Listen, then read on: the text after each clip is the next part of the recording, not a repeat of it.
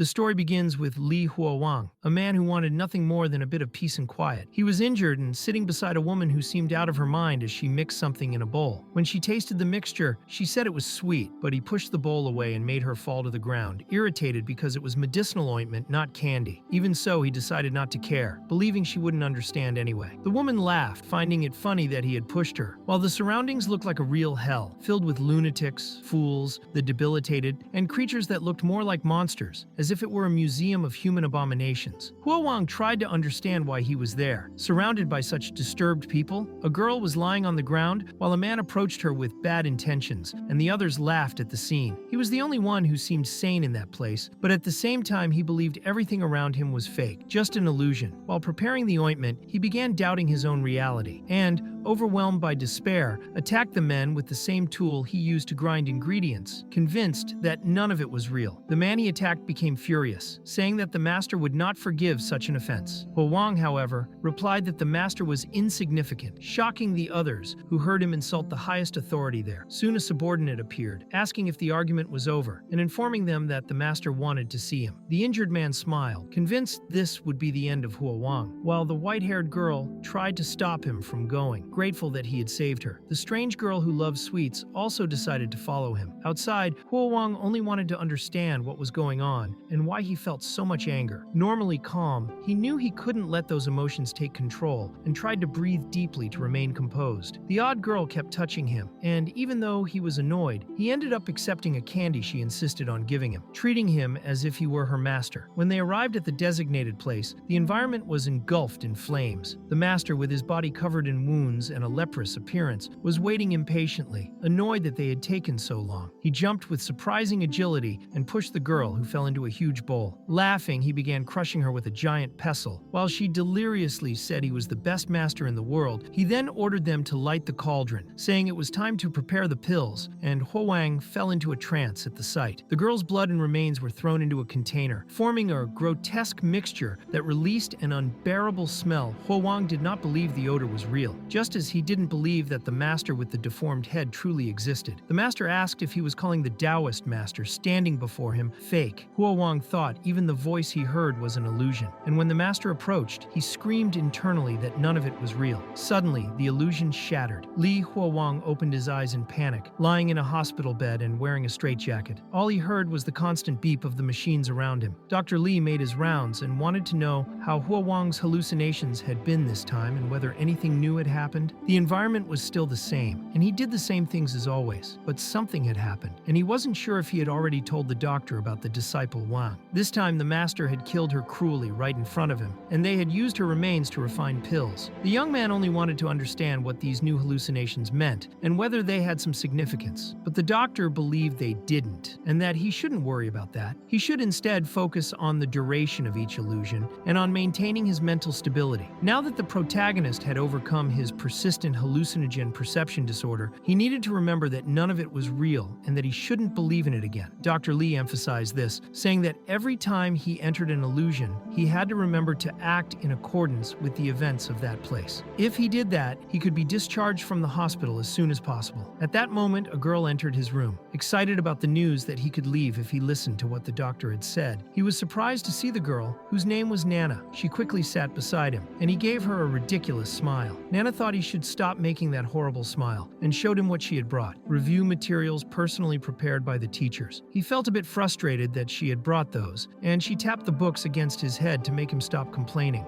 Then she actually ended up giving him a Nintendo Switch, but said she would only hand it over if he called her Big Sis. He refused and simply took it from her hand, thinking she was more like a little sister. He made it clear she had no idea how boring it was to stay all day in a psychiatric hospital. Even if he wasn't crazy, the whole situation was suffocating. She just wanted him to play in moderation, not forget his homework, and also remember the promise they had made. He truly hadn't forgotten they had agreed to go to the same college. He hugged her, promising to get better, and she said she would be waiting for him. It was getting late, and he wanted to walk her to the hospital hospital gate. But when he stood up, he felt as if psychosis was taking over him. A strong headache hit, and the medicinal ointment appeared on his table. He couldn't believe what was happening, as Nana asked if he was okay. He had been following everything correctly as the doctor instructed over the past days, and couldn't understand why this was happening again. He chose to pretend he was fine, but she thought he was being childish and left a bit irritated. He looked back at the table and thought he had seen wrong because there was nothing there, but the bowl had actually turned into the ointment. At the gate, he didn't want Nana to stay angry, telling her it had only been a joke, but she ignored him. He didn't understand, and when he approached, she made it clear she would return next week to see him. After she left, Hoang went back to his room. He was certain he had seen the medicinal ointment and began to believe his condition was worsening. If it continued, he wouldn't be able to take the college entrance exam and wouldn't get into the same university as Yangnan now. He could only rely on Dr. Li, even though he was growing more irritated with everything. Then he realized there was something in his shirt pocket and wanted to know what it was. When he grabbed it, he saw it was the candy Wang had left for him. He found it impossible that the candy from that crazy girl could be with him, and when he tasted it, he realized that things from his hallucinations were starting to appear in the real world. In that moment, he panicked and thought of telling the doctor, but then decided to think more carefully. If it really was real, then there were many things besides candy in his visions, and this could be his golden opportunity. When he hallucinated again, all he wanted to know was whether those people had any money on them. Gold, silver, or jade would do. In any case, it didn't matter much. He just wanted to borrow it. Everyone was confused by the request. In the end, he realized that asking a bunch of drugged lunatics for money wasn't very smart. The white-haired girl then asked if he could go somewhere with her for a moment. When they were alone,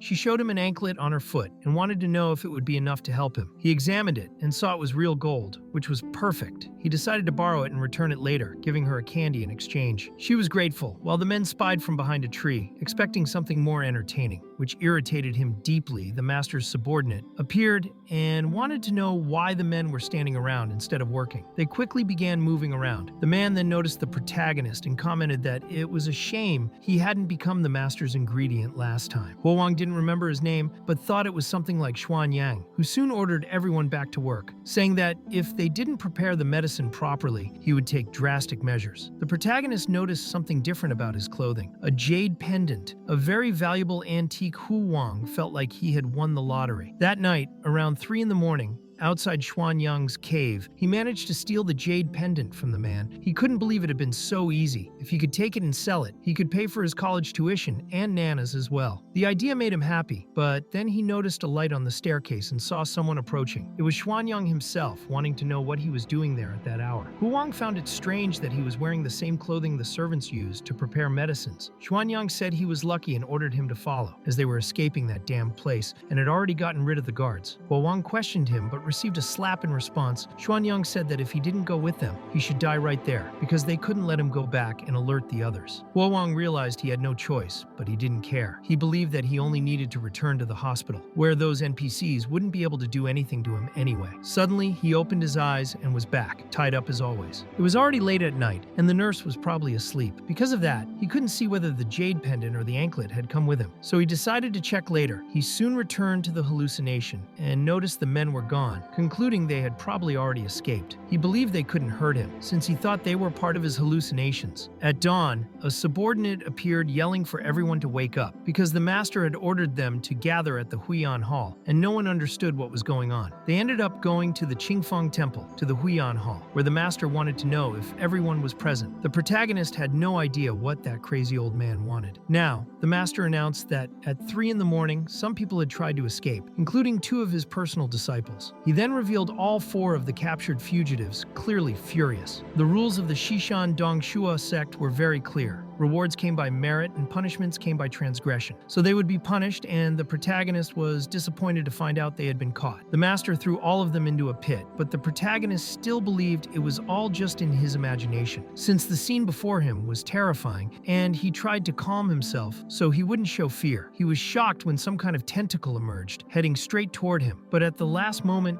it grabbed someone else and tore them in half. He wanted to understand what that thing was, and whether it was also part of his hallucination. hallucinations, but he didn't think it was possible. Until now, nothing from his visions had been able to physically harm anyone, and he had never witnessed anything like this. The master then said that anyone harboring bad intentions should remember well what they saw that day, because helping someone achieve immortality was a great honor, and if he succeeded in ascending someday, he would not forget anyone's actions. He explained that the traitors from the previous night had tried to convince others to join them, and he wanted to know why they didn't accept. Meanwhile, the protagonist desperately tried to convince himself it was still a hallucination and that he didn't need to fear any of them. The master then grabbed the young man's head and said he had done well, that he saw a talent in him, and from that moment on, he would be his official disciple. His new task would be to manage the supply depot, and the young man found it strange to be promoted to a higher position, though it only happened because so many people had died, and the old man was short on manpower. The master thought he should give him a Taoist name and called him Xuan Yang, since the previous one had died, and the name was now his. The old man tossed a bag into his hands, and he had no idea what that thing was. Inside were 5 pills, immortal elixirs personally refined by the master. He had consumed one of them, and explained that, besides extending the user's life by 10 years, it also boosted strength and protected life. He wanted to show everyone that defying him meant certain death, but helping him meant rewards. Huowang didn't know whether that elixir had been refined using humans, and after waking up, he couldn't believe he had brought all of that with him. The next step was to check whether the jade pendant and the anklet were real. If they were, then the elixir must be real too, and he thought he should eat one to test it. At that moment, Nana walked into his room extremely angry, because after his phone call, she had to skip class and even climb the school wall to sneak out, so it had better be important for him to have called her so urgently. He looked around and quickly closed the door, isolating himself with the girl. She grew embarrassed, not understanding why he was shutting the curtains, thinking the nurses might get the wrong idea. He then handed her the jade pendant, and she wanted to know what it was, but he just wanted her to stay quiet and listen. A few days later, everyone, even his parents and relatives, refused to believe him and thought he was crazy. Nana was his only hope, the only one willing to listen, so she needed to believe him. Suddenly, the speaker announced that his girlfriend had arrived, referring to Nana herself, which made him excited. But when he reached the door, he saw some men passing by and recognized one of them. It was Zhao, who wanted to know what was happening and if something unusual had occurred. The man simply told him to close the door and not step outside under any circumstances. And if he saw old Lu, he must report it immediately, because the old man was wandering around distributing his new medicines. The protagonist soon learned that old Lu had escaped from treatment class and was outside the hospital. Behind the wall, Nana explained that she had asked someone to appraise the jade pendant and the gold anklet, as he had asked, and the pendant really was an antique worth at least 400,000 yuan. The protagonist became ecstatic. That was living proof he wasn't insane. He started laughing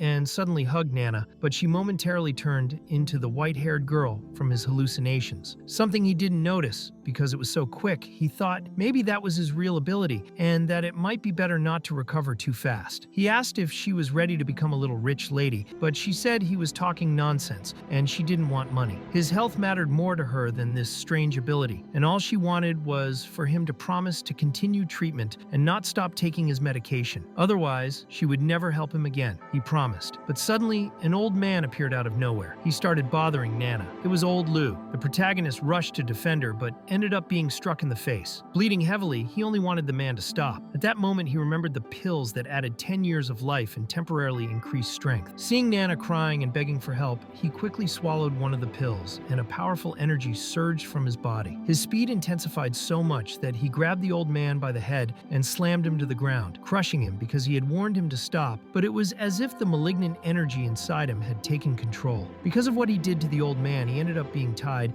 and chained while trying to explain that he was only defending himself. He was taken to the confinement room for dangerous patients, insisting he only wanted to protect Nana because the old man had attacked first. The doctor, however, thought he shouldn't call that self-defense. It looked more like he had tried to kill him for real. The doctor wanted to know how he had caused so much damage, since it wasn't something just anyone could do, and the young man didn't want to reveal what he had really done. The doctor simply stared at him and warned him to think carefully about what he would say because he hated when patients lied. He became very worried. His doctor could not find out about the elixir. He eventually fainted and returned to his hallucination. That helped him understand where he was. Some people were performing rituals, and the master was present. He acknowledged that, since he had just arrived, there were still many things he couldn't understand, so his senior should teach him. Since it was already past 9, he thought they should get started together. The senior kept staring at him, making him uncomfortable. And the senior, who had the same Taoist name, Xuanyang, explained that the man beside the master was senior brother Zheng Kun, and ever since the betrayal of the two disciples, he had become the master's only remaining inner disciple. The protagonist had to make sure to show respect to anyone he met in the temple. He gave him a tip on how to deal with Zheng Kun because he was extremely petty, and the protagonist had no idea what to expect. He had just arrived, and he wished someone more experienced would explain things to him. The senior clarified that the master wanted him to manage the supply room, and that the master would not teach him for now, because the path to immortality was still far beyond his reach. The protagonist was shocked by that statement, and the senior said the master's powers were naturally formidable, but the immortal path could probably only be taught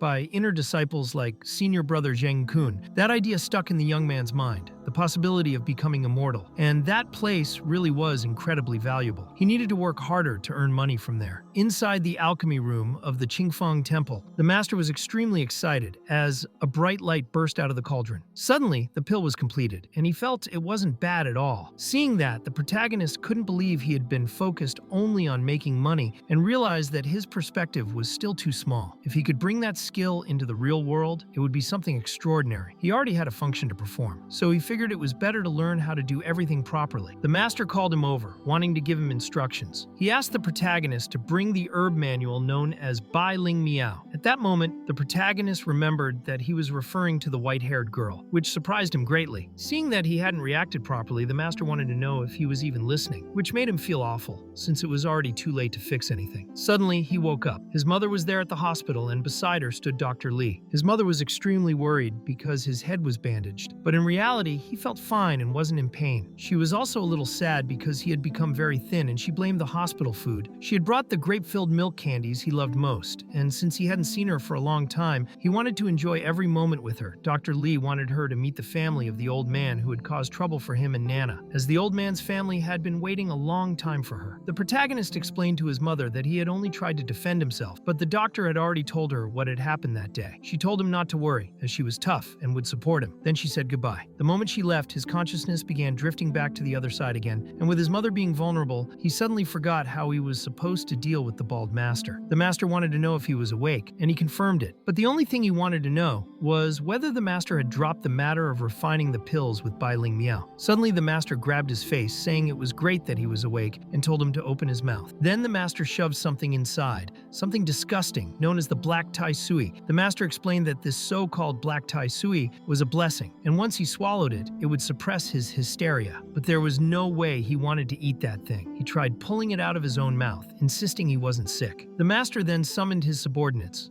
who pinned his head to the ground and restrained him with swords. The master made it clear he had no choice but to eat it. The protagonist truly couldn't understand why he had to swallow that thing, until he woke up again. Abruptly, Nana was beside him, worried, asking if he felt pain anywhere. The doctor only wanted to know what he was seeing in his hallucinations, because his emotional fluctuations had been extremely intense lately. The protagonist asked the doctor if there was any medicine that could suppress his hallucinations, as he just wanted to rest. The doctor prescribed a few more doses of the last medication he had taken, but explained it was only temporary. If he wanted to get rid of the hallucinations completely, he needed to follow the recommended methods. Nana wanted to give him the medicine, but he didn't want water, just the pill. She tossed it directly into his mouth, and the black tai sui quickly disappeared from his throat, making him feel safe for now. With the hallucinations gone, Nana didn't quite understand why he suddenly felt relieved and assumed his hallucinations were still terribly frightening. Even so, he tried to downplay everything, telling her it was nothing, just a man saying strange things. He mentioned the man claimed he had hysteria and was going to make him eat something bizarre. He even found it amusing because he was a modern man, and not even inside a hallucination could he believe something like that. To him, it was all just an illusion, until suddenly the black tai sui began coming out of his mouth again. He was confused because he had taken the medicine, yet he was being pulled back into the hallucination. He had nearly swallowed the black tai sui, and the master said the hysteria had passed, so he could return to work normally. He should remember that Qingfeng Temple didn't tolerate useless people, and that he needed to retrieve his medicine at the start of every month. Faced with all that, the protagonist began wondering whether that world was actually the real one. He started having memory lapses involving Nana while he was still there, and thought it was impossible for her to be an illusion. Suddenly, a girl approached, calling out to him. Overjoyed, he thought it was Nana. He believed she hadn't left and and was still with him until she suddenly vanished, sending him spiraling into despair as he questioned why he was trapped in that cursed place and why that damned illness wouldn't give him any peace in his own life. Meanwhile, the white-haired girl was there with a plate, bringing him food, steamed buns, showing concern because he hadn't slept all day. At that moment, he held a pendant, wondering how it had ended up with her. The girl explained that he had given it to her himself, and even though she said she didn't want it, he insisted on leaving it with her. Then he clearly remembered when he hugged Nana, swearing he wasn't crazy. The white-haired girl, Ling Miao, explained that after he hugged her, he started shouting that he wasn't sick. The protagonist wanted to know what had happened afterward, and she told him that senior brother Wang had taken the opportunity to smash a rock against his head. Thinking the protagonist had died, Wang then tried to attack her. The protagonist remembered well that senior brother Wang was that chubby guy with a cleft lip. Now he wanted to know what had happened to Wang, but the girl found it strange that he didn't remember Wang had already died. The protagonist was the one who killed Wang, not Old Lu. There was no Old Lu. That was when he began to believe he was completely insane. And if that world was truly real, then Sister Lee and those healers and everyone else there had died. And the one responsible for all of it was the bald master. The master thought the protagonist wanted to say something and asked what Huang was thinking. The protagonist preferred to lie, saying he admired the master's cultivation methods and only wanted to know how he could reach the same level. In the end, the master said it was good to have ambition, but it wasn't that he didn't want to teach Huang. It's just that the path of external cultivation wasn't easy. Ordinary pills and alchemy were one thing, but practicing both internal and external cultivation to ascend to immortality was complicated. The protagonist wanted to know if the master was about to achieve immortality, but that wasn't simple, though the bald master believed he might succeed. One of the subordinates then informed the master that it was nearly midnight, and if they didn't start preparing the pills, they would miss the optimal refining time. So they began the preparations, and the protagonist was instructed to go to the materials room and bring the medicinal herbs from the day before yesterday. But he wanted to ask about the medicinal guide, which irritated the senior subordinate. The white guide should have been brought 2 days earlier by Huang, but that didn't happen because of his hysteria. As a result, the master lost the perfect opportunity to refine the pills. The medicinal guide and its timing affected the pill quality, and they couldn't afford mistakes in such meticulous details. This surprised the protagonist, as the pill-making process involving Bai Ling Miao still wasn't over. In the materials room of Qingfeng Temple, the men trembled in fear of being chosen next, and Huang called Ling Miao to go with him. As they walked, she only asked that, if he managed to leave alive, he'd deliver a message to her family. Her parents lived at the top of Nyuxin Mountain in the Ling region, and she wanted them to know their daughter had been neither loyal nor able to care for them in old age and had abandoned them in the end. But he couldn't help her with that. Her time was up. She simply needed to go with him. Then he delivered the girl as the medicinal guide to the master. But something was wrong. She was injured, and he found it unfortunate because she had fallen right before being used, altering her medicinal properties entirely. After that, the master tossed her to the ground like garbage and ordered the protagonist to take her back. The protagonist's plan had been a success. Now he only needed to take Bai Ling Miao and get her out of there. But the master wanted Huang to fetch another medicinal guide because there was another one available, and he shouldn't delay the alchemy process. Back in the supply room, Huang realized he was wrong. He hadn't saved the girl at all. The master knew he wanted to pursue alchemy, so he should watch and learn. Then the protagonist realized that as long as that bald master continued making elixirs, he would never be able to save anyone. Tomorrow and the next day, more medicinal guides would die. After they opened the furnace, another pill emerged, and the master believed the protagonist was very diligent. He handed the pill to him. Although the protagonist didn't want to be an accomplice to that master, there was only one path forward, so he thanked him for the pill. He knew that if he wanted to save those medicinal guides and also save himself, the only way was to kill the master. He swallowed the burning hot pill exactly as instructed, and it scorched its way down while the master simply told him to rest, saying the medicine was extremely potent and would take time to be absorbed. But at that moment, the protagonist smashed through the wall with overwhelming force, caused by the power surging within him. He remembered one of the people he had carried earlier, begging not to die. He had taken a pill refined from humans, and even a single one granted him a terrifying amount of strength. The problem was that the damn master had consumed countless pills, making it nearly impossible to defeat him. Ling Miao was worried and told him he shouldn't blame himself. He was just as powerless as the rest, and wanted to know if he was truly planning to go against the master. This shocked the protagonist, who immediately immediately shushed her, afraid the master might hear. But thankfully, the old Master Yu was returning from the market that day, meaning the master couldn't monitor everything. The protagonist had no idea who this man was. The others were terrified as well, unsure if he had come to collect more medicinal guides. Slowly, everyone assumed death was approaching. Just as he expected, they all saw him as the master's accomplice. He took Ling Miao by the hand and moved her to a safer place, wanting to know who this old Master Yu actually was. She explained that he was something one was not meant to touch or see, and according to her grandfather, only high-level practitioners could summon him. However, old Master Yu returned from the market on the 1st and 15th day of every month, and on those days, the master could not monitor the Qingfeng temple. This information was truly valuable,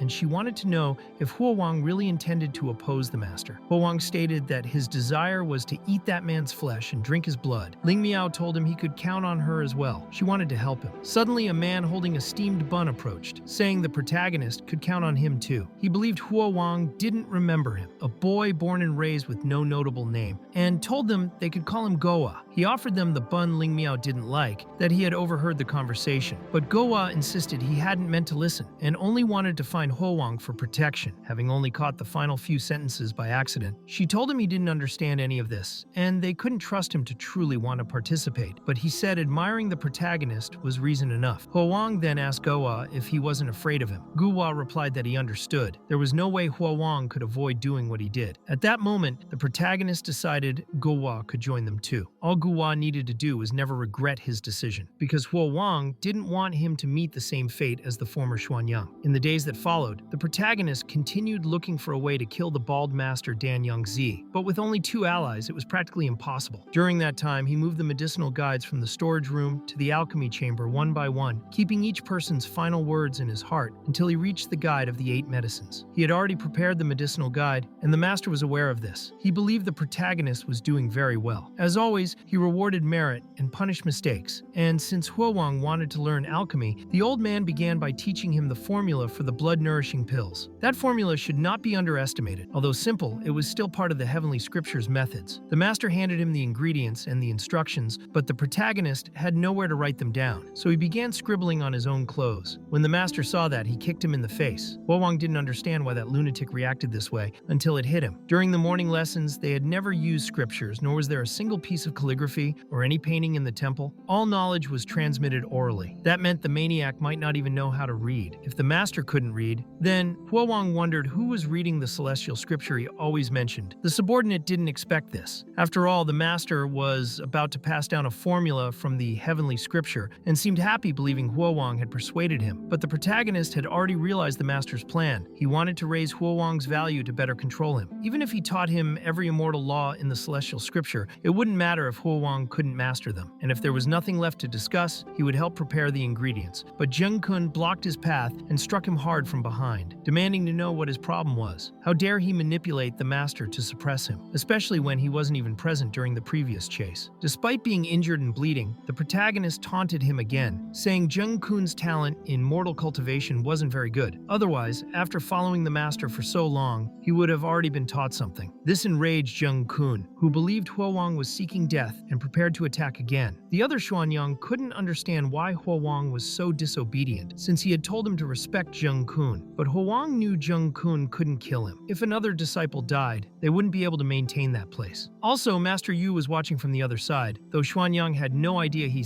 existed. In the end, the day when the former Xuanyang and his group had tried to escape wasn't even the 15th day of the lunar month, and for an inner disciple like Zheng Kun, the master had never even hinted at teaching him the immortal arts. It seemed none of those lunatics believed any disciple deserved to be personally taught. That realization made the protagonist laugh. The other Xuanyang found his behavior extremely bizarre, but Huo Wang was delighted. He had finally found the breaking point. After yet another clash with Zheng Kun, Huo Wang took the opportunity to reveal the existence of Master Yu. Judging from Zheng Kun's reaction, something was bound to happen. Even so, Huo Wang continued watching him carefully as he trained each day until the 15th of February. On that day, the master began refining pills, but Zheng Kun didn't appear in the hall as usual. At Dan Yangzi's residence, Hua Wang noticed the door was open. It looked like Zheng Kun had sent someone else to investigate, which was very suspicious. Choosing to stand guard outside at such a moment was questionable. Hua Wang wanted to know if it was really him. Turns out it was a registered disciple named Xuan Yin leaving. The two of them began releasing energy throughout the area. Since they had stepped outside, the protagonist believed the restriction on the chamber had been deactivated by Zheng Kun and his group, so he decided to enter. The place wasn't very clean. Inside, he found the celestial scripture completely chained up. Seeing that, he was sure it was indeed a sutra, and alchemy methods were written within it. But what he truly wanted to understand was how the master refined pills using it. At that moment, a jar with a doll's head appeared, asking whether Hua Wang was conspiring like the cursed ones before and telling him not to move, because once the bells rang, her father would return immediately. Right then, Hua Wang understood everything,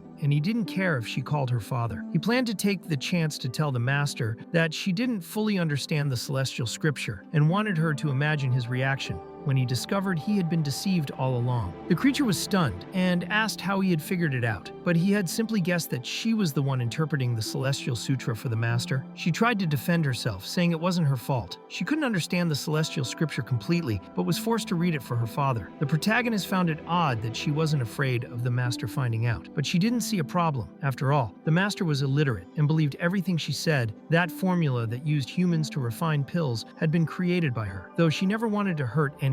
She didn't want her father to get hurt either, and she feared him discovering that she was useless. Suddenly, Hua Wang grabbed the vase and smashed it hard against the ground, making the creature feel intense pain. He believed that alchemy wasn't supposed to kill anyone, but because of that damned formula, Dan Yangzi had created a livestock system using people. After everything that happened, the master was truly furious, wanting to know who had broken into his home while he was refining pills. Since no one answered, he said he would ask them one by one, and everyone began giving their explanations. When it was the protagonist's turn, the bald master wanted to know where he had gone after delivering the pills. The young man's excuse was that he had gone to the warehouse to prepare the materials for the elixir. He felt an absurd sense of oppression, and it was no wonder everyone was so worried. Now the master wanted to know if the others had truly seen Hua Wang at the warehouse, but no one said a word. Then the bald master made it clear that if anyone helped him find this person, he would not only let them go home, but also cover all their expenses. At that moment, Ling Miao said that Hua Wang had been with them at the time and confirmed everything he had said. The master then asked if she was vouching for him. As for the others, no one said anything until Guo claimed that Hua Wang hadn't even gone near the warehouse that day, creating tension in the room. He then wanted his reward for helping the master, but the master simply exploded his head, finding it absurd because the medicinal manual from that morning had been personally delivered by Xuan Yang. And if Hua Wang hadn't gone to the supply room, then how had he gotten the manual? At that moment, the master wanted to know if Guo had a death wish. Guo panicked, realizing that greed had blinded him, and he tried to lie. But one of the boys was caught off guard when the master killed someone right next to him as a threat, because when Hua Wang had been falsely accused earlier, that boy had laughed. The master wanted to understand why, and the culprit was Xuan Yin, who became terrified and swore it wasn't him, pointing out that Zheng Kun had forced him to do it. Zheng Kun quickly tried to run, and the master realized it had been him all along and that he should have noticed earlier, since he was the only one who could remove the restrictions from the master's room. But the boy thought the master would let him come and go as he pleased. The master then grabbed an item and crushed it. It seemed to be connected to Zheng Kun, and he instantly collapsed to the ground in multiple pieces. The master believed he had been underestimated, and Zheng Kun, writhing in agony, admitted he was wrong. But it was too late, because the master already knew exactly what he had been trying to do. As he had become completely useless, he begged for mercy, but the bald master didn't care and stomped on his head until it exploded, saying he was nothing more than another wolf impossible to tame, just like the others he had killed before. After that, the protagonist paid his respects to the ancestral master, and from that moment on, he became his most precious disciple. Everyone began congratulating him, and then he was ordered to follow the master. He believed the moment had finally come, and his plan was progressing as expected. The man remembered that the protagonist knew how to read. He considered it wonderful and wanted him to take a look at the celestial scripture. He also wanted to know if the young man could understand it. The protagonist couldn't believe that the master had simply invented all those cultivation methods to achieve immortality. If he couldn't keep up, he feared his secret would be revealed, so he chose to risk everything on his own. He admitted to his master that he could understand it, and the master just asked him to to inform him if he found anything important. The young man didn't understand why the recipe for the blood-nourishing elixir he had been taught last time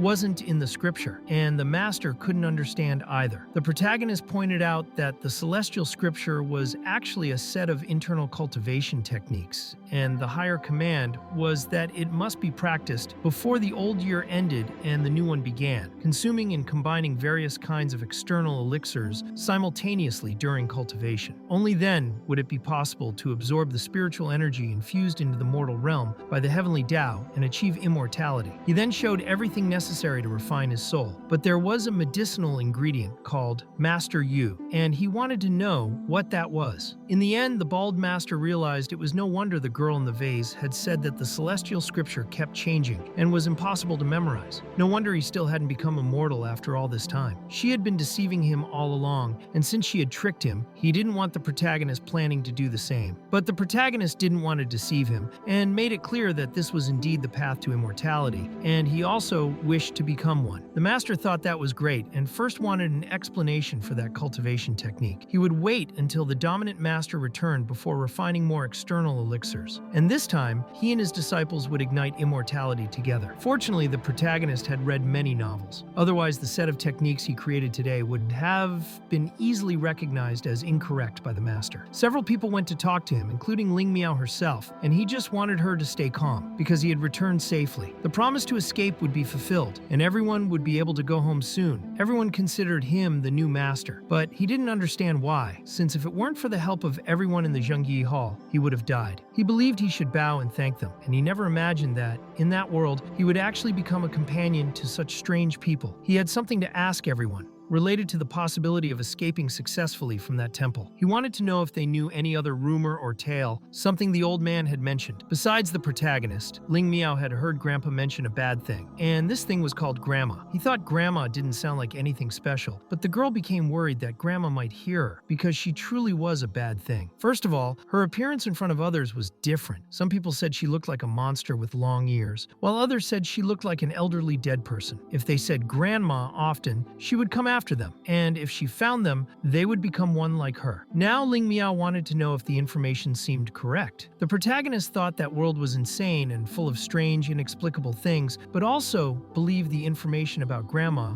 was useful and wanted to know more. Everyone had something to share, but he didn't want scary things. He wanted strange things like their master. Zhao Wu, the temple's medicinal catalyst, knew of a peculiar fish and had heard the elders in his hometown talk about it. The fish wasn't just strange, it also had the habit of appearing only during floods, and Huawang decided to consider the fish story. He walked out and asked everyone to stay quiet for his news. Then he asked the master to take 2 large grandmother hearts and refine their essence, but he didn't understand what the celestial book was trying to convey. The master didn't want him to worry, only to keep reading. Next was a mother-in-law fish, whose gills should be removed and soaked in 2 liangs of arsenic, and the master thought everything was brilliant and doubted nothing the young man said. If humans could form golden elixirs, he wanted to understand why evil spirits couldn't. He had never thought of that. He took a bell, and the sound it made affected the protagonist's head. He didn't understand what was happening, and thought the bald master had discovered his plan. He now wanted to know exactly where things had gone wrong, and began seeing hundreds of things. It was Master Yu, and he wanted to know whether those 2 creatures had been summoned by the bald master's bell, until he realized that the old man was eating dirt. The master believed that although the items written in the celestial scripture were extremely difficult to obtain, that wasn't a problem for him, because he knew where they were and would simply take them. Only then did the protagonist realize that the 2 things he had just taken could help him find the ingredients. And the master explained that he had summoned a thing with his bell called Master Yu. This old man had countless tricks up his sleeve, and finding things was just one of them. Stealing this bell had been a very difficult task for the bald master. Ever since he was 5 years old, an older beggar had snatched a warm bun from his hand, and from that moment on, he understood the truth. If he didn't have what others had, then what he should do was steal it. In his youth, he stole women, horses, silver, and even techniques and magical artifacts, and he even stole a disciple. That was how he took complete control of the Qingfeng temple, and the master was saying all that only to Huawang, because he valued his disciple greatly. It was a lesson for him. But now the protagonist wanted to know what would happen if he failed, and the master thought that someone who knew how to read couldn't possibly be that stupid. Someone once told the master that he was illiterate, that he had no talent, and even called him a practitioner of heretical teachings, claiming he didn't have a spiritual core. So, when he finally became an immortal, he would open those people's eyes and show them who really lacked talent talent, and a spiritual core. In the days that followed, the protagonist had shared his life and meals with the elder. During that time, he had been lecturing on the divine scripture and making the path to immortality increasingly reliable. The madman also did not waste time and quickly found all the items Huowang had mentioned. The young man wanted to know if it was time to light the furnace, and just when he thought the madman would rush to ignite it and prepare the elixirs, the man said something the protagonist did not expect. He was in no hurry, as there was still some time before the new year, and they would have their New Year's Eve dinner first. The protagonist couldn't believe he was about to have a New Year's dinner in that forsaken place with that lunatic, and the master seemed very excited because having everyone together made the New Year special. There were dumplings filled with pork fat and scallions, which he chewed with delight, wanting everyone to eat them, but not everyone was enthusiastic. The master said they were all lucky because when he was young, he didn't even know what dumplings were. It was during a Chinese New Year that he smelled food coming from someone's home, and the family's daughter heard him, begged her father to let him in, and invited him to eat. When he went inside, he noticed the dumplings were exactly like those, and he remembered that time well. The protagonist agreed with his master. They really did smell amazing and tasted delicious, but he also remembered that Chinese New Year wasn't just about eating dumplings. It was also about being with the people you love. He ended up remembering everything from his other life, but those memories deeply affected him because they were simply fake. He became very sad at that moment, and his master thought he should stop eating like that so he wouldn't end up tearing himself apart. The protagonist was crying. The master even gave everyone red envelopes to place under their pillows, and they were all happy and thanked him, wishing each other a happy new year. But he believed Huowang didn't need money for the new year anymore because they were going to become immortals together. They would live for as long as heaven and earth existed, and that would be much greater than a simple envelope. The pill refinement proceeded smoothly as always, but the master was naturally suspicious and was dragging Huowang into this pursuit of immortality because he believed the prescription given by him was fake. In the end, though, Huowang wasn't afraid. The master just wanted him to keep moving forward because he would protect him, and Huowang was certain that his master's plans of attaining immortality could die with him. After swallowing the pill, he felt primordial spiritual energy and understood he was now on the path to immortality. When the old man saw this, he decided to swallow the pill as well. But suddenly Huowang began vomiting. His stomach felt like it wanted to kill him, and he collapsed on the ground. He wanted to know from his bald master if he was still in this with him and made it clear that the whole technique was something he had copied from those Xiangxia novels. And so, the master could never become an immortal. Quickly, he swallowed a pill and told the old man that the only thing he was becoming was a ghost. The master seemed deaf and didn't say a word, so Huowang attacked him. The old man believed Huowang's heart was full of demons and didn't want to stop his ascension because he was so close. The ancestors were coming for him. Huowang believed the old man had completely lost his mind, as obsession had driven him insane. But his stomach pain was so unbearable that he regretted not bringing a knife to end it all. At that moment, he began to see Nana, which made him happy even though he knew it was just a hallucination. And he didn't think it was that bad. The doctor wanted to pump his stomach, but he thought that was impossible since he was in a psychiatric hospital. Now he felt buried, hearing voices telling him to hold on. Suddenly he began vomiting again, not understanding how he was still alive. And if he was still alive,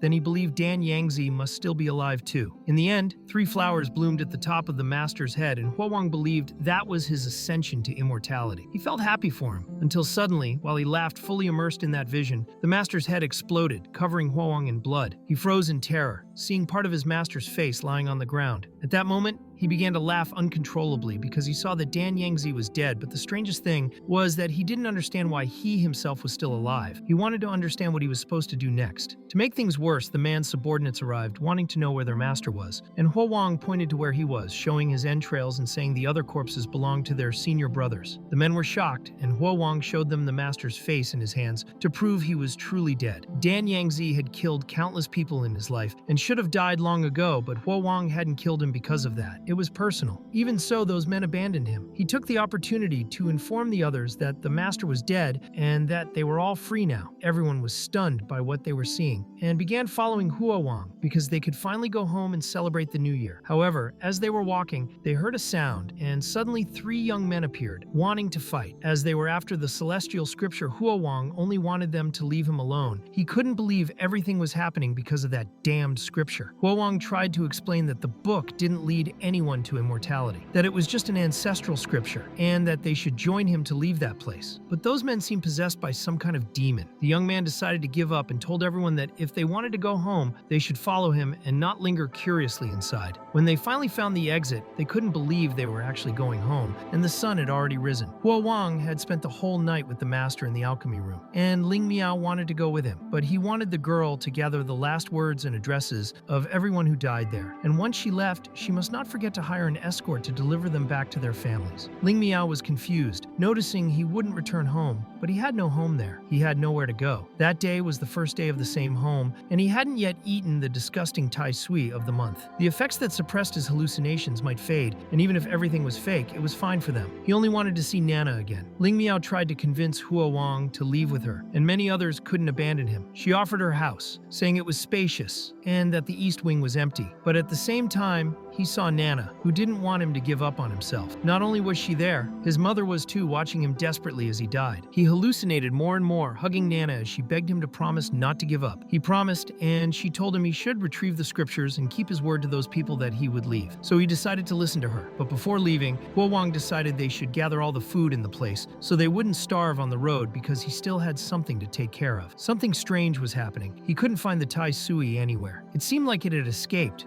and without it, he couldn't control his hysteria. The only place left was the master's alchemy room. When he saw that horrendous thing, he didn't understand how it had left its cave and ended up there. The Tai Sui was shrinking, and perhaps its life was connected to Dan Yangzi's. That terrified him because without it, he couldn't control his hysteria. He ended up giving Dan Yangzi's fragment to the Tai Sui, which changed. Huo Wang didn't know what was happening because after devouring the master's remains, it kept shrinking more and more. And even if the Tai Sui died, he believed he couldn't let it go to waste. After that, Ling Miao checked everything, since they had already gathered food, money, and a few extra sets of clothes. They should have taken everything useful from the temple, but she just wanted to know how Huo Wang was doing. Then everyone began to panic at what they saw. Huo Wang was eating the remains of the master. Ling Miao quickly called out to him, and he explained that the Tai Sui could control his hysteria, but for some reason it kept shrinking and might eventually disappear. Ling Miao handed him a clean set of clothes since his were completely filthy, but he said there was still one more place he needed to check. Since everything was quiet, he believed those 3 senior brothers had already left. Things were intense inside because everyone there was dead. It was a truly brutal scene. Huo Wang decided to take a sword to face whatever was inside. He believed he couldn't leave the heavenly book behind, because if someone found it, more people could end up getting hurt. So he tried to cut the book in half, but the sword broke, and he realized the book was incredibly tough and completely unharmed. That heavenly book could be considered a treasure for now, but he still didn't understand why he couldn't take it with him. If he couldn't deal with it, he planned to pawn it later. Senior brother Changren also had a sword, so Huo Wang decided to take that one too. After that, they left that damned place. Huo Wang's only wish was for everything there to be burned and erased completely. He had no idea what kind of people or incidents he would face in the future. Ling Miao felt pain in bright light, and he assumed it was because of her albinism, so he made a blindfold to protect her eyes from the sun. Since she couldn't see, he held her hand while they walked. At that moment, a young man in the forest was relieving himself when he heard a noise and wondered who was there. Soon he realized it was nothing, just his imagination. But then, a ghost grabbed him. A family traveling on a cart panicked, not knowing what to do. They consisted of an old man and his 2 children, the young man named Lu Juren and the girl Luo Huanhua, while the elder was Lu Chuangyuan. He had no idea what to do and could only beg the ghostly grandfather to forgive his family, insisting they were only trying to make a living. But the ghost only wanted to know whether he looked like a human or a god. The old man didn't know whether that being wanted a seal and couldn't just answer randomly, since a wrong answer could get his family killed. He said the ghost looked like a god, but then immediately changed his mind. Meanwhile, Huo Wang's group found a pile of feces someone had left behind and thought they might find the person nearby. But Huo Wang sensed something strange and told them to wait. They were shocked at what they saw. A creature with a face on both sides of its head and no back of the skull. The boy was terrified, unable to understand what it was. The creature seemed excited to see more people arriving, and Huo Wang just wanted to understand what that being actually was. The ghost clarified that it was human and asked whether he didn't look like one. But Huo Wang said he looked like trash. Believing that the best defense was the first strike, he attacked with his sword. But physical attacks didn't work, so he used the copper bell, which began affecting the creature until the ghost dispersed. Zhuangyuan thanked the protagonist for saving his family. They had nothing of value, but offered him a cigarette that supposedly cleared one's Huowang's mind. He refused since he didn't smoke and only wanted to understand what exactly they had encountered. Not even the old man could explain. Huowang asked for a map since they were lost in the forest. The old man didn't have a map, but his family traveled the roads and knew the area, so he asked where Huowang was headed. If it was the same direction, they could travel together. But Huowang had many places to go, and the people with him needed to be taken back home. Many would never return, and he wanted to personally deliver the news to their families one by one. The old man understood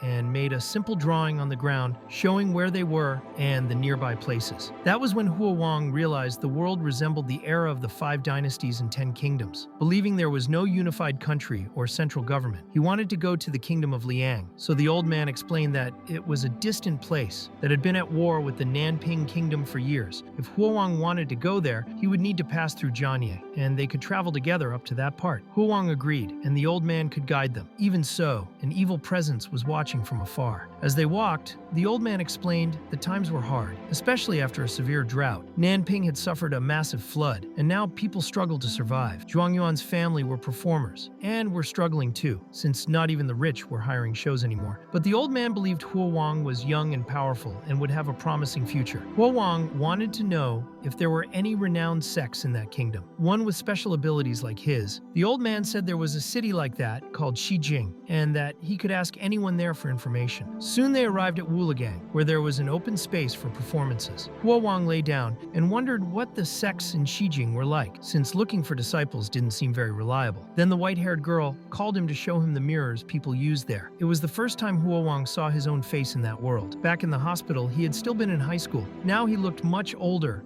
and began to feel like his messy life was a joke. He watched the Liu family's performance until the old man wearing a mask said the protagonist had come at the perfect time. He explained that he was in trouble and needed help, but Huowang said he couldn't help because he didn't know how to sing opera. However, that wasn't the issue. A wealthy family in Wulagang, Master Hu of the Hu family, had asked someone backstage to summon the old man because he wanted them to perform a ghost opera in his home. He explained that this type of performance was only done during ancestral rites, facing the ancestors' tablets, and he was too nervous to perform. So he wanted Huowang to be present and help him stay calm, but the protagonist couldn't help with that. Later, Liao Ming told him they had little food, and even saving everything they could, it would only last about 3 days. Since he had a jade pendant, he thought about trading it, but the girl had already seen that the village had no pawn shop. Suddenly, Old Man Liu appeared, urging the boy to think carefully. Master Hu was very generous. The boy asked how much the job would pay, 10 taels of silver. If he accepted, the old man would split the amount, leaving around 5,000 copper coins, which was decent money. The old man, desperate, tried to negotiate, saying even offering 60% wasn't easy anymore. The protagonist then asked if there was a blacksmith in the village, because he would accept the job, but wanted to repair the bell first. After finding someone, the blacksmith couldn't break or melt it. The protagonist tried to help,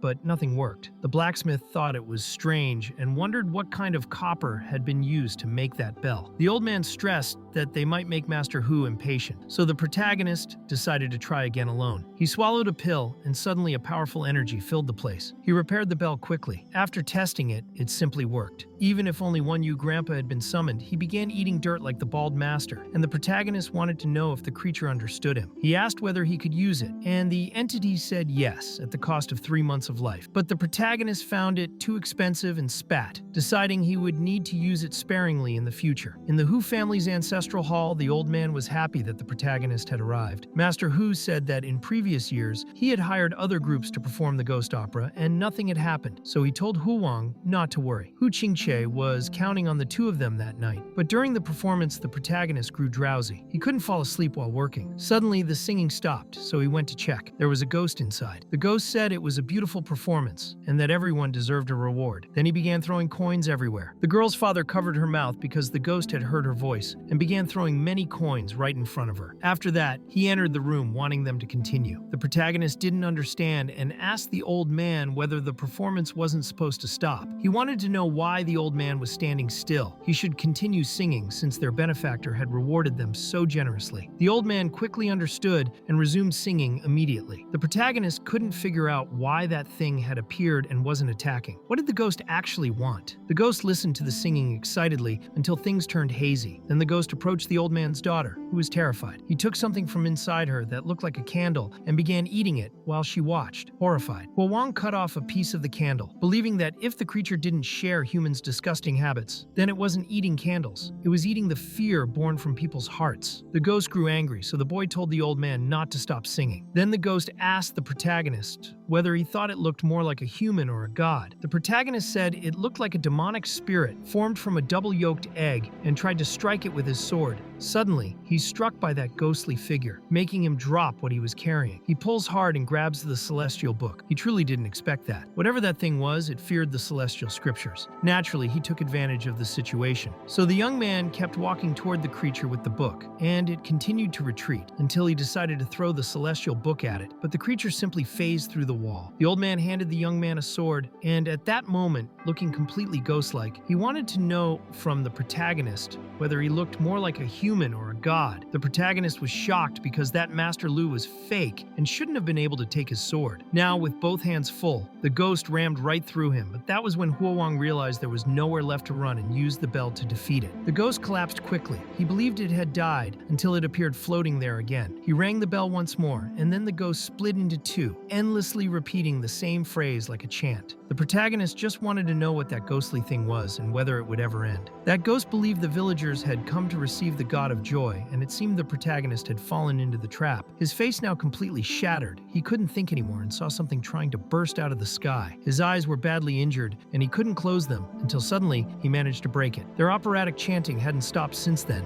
and the protagonist wondered who had helped him near him. There was a strange energy, and in the end, the ancestors were very pleased with the performance. The incense and candles on the table had burned out completely, and Hu Qinghei's son thought that was a good sign, until Hu's grandson arrived to admire the old man's family's work. He wanted them to take his son to the room to study, and afterward, he paid what he owed the Lu family. They decided to have a meal prepared by Hu's own family. The protagonist was in no hurry to eat, remembering how earlier Dan Yangzi had called him son. Nothing made sense to him, and he wondered whether this could be the three flowers gathering at the crown, meaning Dan Yangzi might have truly ascended to immortality. But at the same time, he found it unlikely, since the cultivation techniques and internal core had been invented by him. Not knowing what was real or fake, the only thing left for him to do was go to Xijing City to seek the Zhengde Gate that old Lu had mentioned. If Dan Yangzi really had become an immortal, perhaps someone there would know. Night eventually fell, and the young man went to meet his group in the forest. He brought food for Ling Miao, and she was curious about what had happened the previous night. He explained everything to her, and she felt terrible, thinking he was pushing himself too hard because of them. But the protagonist made it clear it had nothing to do with that, and even if last night hadn't happened, they would have run into that thing sooner or later. He also made it clear she would never be a burden to him, holding her hand as he spoke. She became flustered, pulling her hand back gently, but after a moment of thought, she decided to take his hand again. They hugged for a moment and afterward continued their journey. They were no longer far from Jianye City and would arrive in about 4 or 5 days. Zhou Wu's home was in Jianye, so he wanted to ask Zhou Wu what his house was like, but the boy wasn't happy. He could no longer lift his arms or carry anything, and going home would be like signing a certificate of uselessness. Those who had survived and were leaving felt sad for him, but Huowang told him he wasn't useless and that when he had free time, he would teach him alchemy. If Zhou Wu memorized as much as he could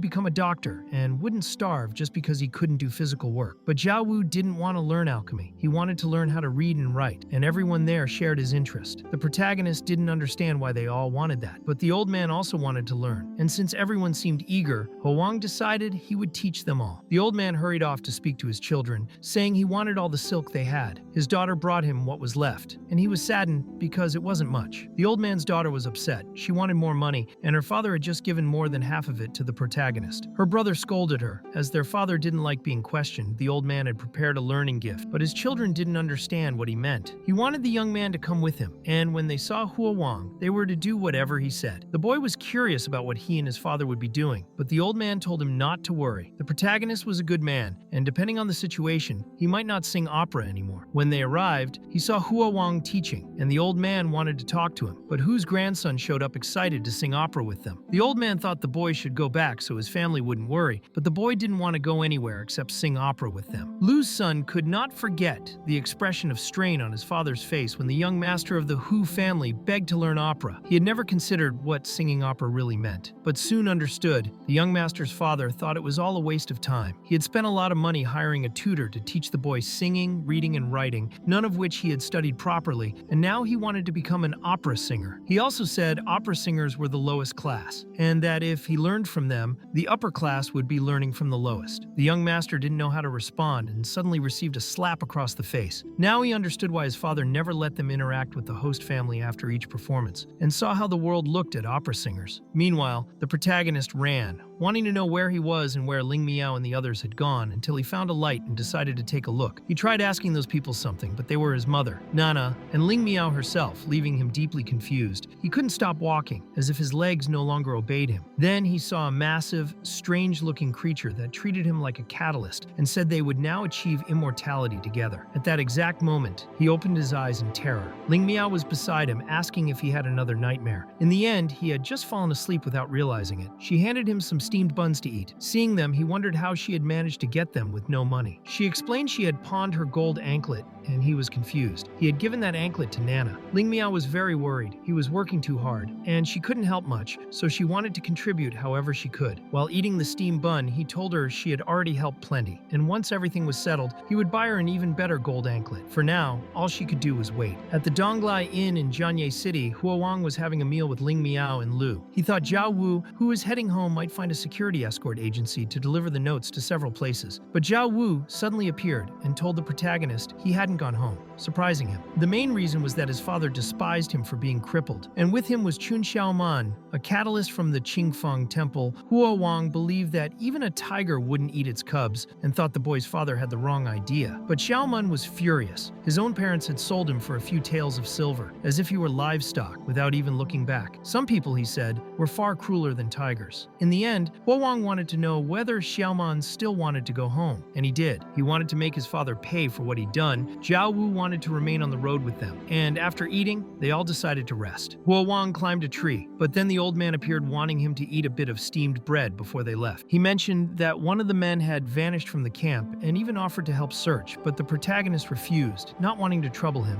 and went looking on his own. Eventually, he found a kind of monk who was a disciple of the Empty Gate. After the man stood up, the protagonist felt he was acting strangely. He wanted to know where he cultivated and which honored world he worshipped, but the man had no place to cultivate. He had heard there was a Buddhist recipe in the north that provided food, so he was heading there. He didn't even know there were honored worlds, and seeing such a confused Buddhist disciple in those days was rare. The protagonist wasn't sure whether he was lying and warned him not to eat the offerings left for the dead. The monk didn't like being doubted, but the protagonist didn't trust him, since he didn't even know which world he honored. At that moment, the Buddhist began giving several reasons to prove he wasn't lying, until the man the protagonist had been looking for suddenly appeared and announced that there was rice nearby. The protagonist immediately punched him in the stomach, making it clear that the rice was a grave offering, and that they couldn't eat such things. Now, he only wanted the man to hurry and return with him. As they walked, the old man pointed out that they weren't far, and that in just another 10 days they would arrive. But having too many people on the road wasn't a good thing, and Lu believed that groups of travelers were like herds of fat sheep, inevitably attracting bandits. At that exact moment, a group of mounted bandits appeared to rob them, and the protagonist drew his sword. As people ran to avoid having their belongings taken, they scattered into the forest, and when the bandits realized they couldn't catch them all, they began killing the travelers instead. Just as one old man was about to be killed, the monk stepped in front of him and ended up taking the blow in his place. The monk believed that saving a life was worth more than anything, and when the bandit saw how determined he was, he declared that he would kill him first for saving the old man and stack his head on a tower for everyone to see, but the protagonist would not allow that so easily and struck at him. Though the bandit managed to block, it was obvious that the protagonist's strength was extremely dangerous, and the block wasn't enough. He was cut in half. The other bandits were shocked to see their leader killed and began to retreat retreat before they could meet the same fate. A little girl cried as she saw her parents lying dead on the ground, and perhaps news had already spread because those bandits escaped. The group encountered no more incidents on the way to Xijing, except for the old beggar who claimed to be a disciple of the Empty Gate. Living off chewed wild vegetables and the occasional steamed bun given to him, he continued following the protagonist's group. Following the same road for 10 days, they finally arrived in the city of Xijing, and the journey had exhausted everyone. Old Lu believed the protagonist should head into the city as quickly as possible, because if they delayed, all the cheap inns would be full. But the young man preferred that everyone else go ahead of him while he searched for the sect the old man had mentioned. He found the Zhengde Gate and remembered clearly that Xuanyin had spoken of it before dying. He wondered if that place had any connection to Dan Yangzi. Although he had found the location, he didn't know what to do next until a monk approached him. The young man introduced himself and was granted permission to enter. The monk sat down to have tea with him, and the protagonist noticed that he seemed pure of heart and free of desire. Still, he didn't know how to explain everything until he finally decided to state bluntly that Dan Yangzi was dead, shocking the monk. When the monk realized the place had indeed had contact with Yang Zi, he said the matter was of great importance and asked to hear everything. The protagonist told him everything, and even asked whether Yang Zi might truly have become an immortal, or perhaps something else. He explained that the bald old man had spoken into his ear, and that it wasn't an illusion, especially considering the anomaly with the god of joy. The monk couldn't make a decision on such a matter, so he said he would report it to the master, and asked the young man to wait. Though he received no concrete answers, the protagonist realized that Dan Yangzi's mission wasn't yet over. After that, he was summoned by the master himself, and the place was quite unusual. The master of the Zhengde Gate, Xinhui, welcomed him. Huo Wang wanted to know what Dan Yangzi had turned into, and the old man said it wasn't about what he had become, but about what the young man believed. When the protagonist asked if Yangzi had become an immortal, Xinhui said that if he believed it, then it was real, for Dan Yangzi's karma had been planted within Huo Wang long ago. Huo Wang eventually learned that Dan Yangzi really had a rivalry with the Zhengde Gate, having captured and killed people everywhere and stirring great turmoil, escaping the gate many times, but the protagonist didn't care what the bald old man had become or whether he was an enemy. He only wanted closure. Xinhui decided to take a look and said that if Huo Wang still harbored suspicion or prejudice, he shouldn't have stepped into the hall, but Huo Wang insisted he was willing. In that moment, Huo Wang felt something surreal yet incredibly strange because everything happened too quickly, which made Xinhui realize the full gravity of the situation. Because of this, they needed to discuss matters with the other elders as soon as possible. They decided they would provide an answer the next day and offered the young man a place to stay until everything was settled. But Huo Wang refused, remembering his friends were waiting outside and he didn't want them to worry. The problem was that if that threat was still roaming free,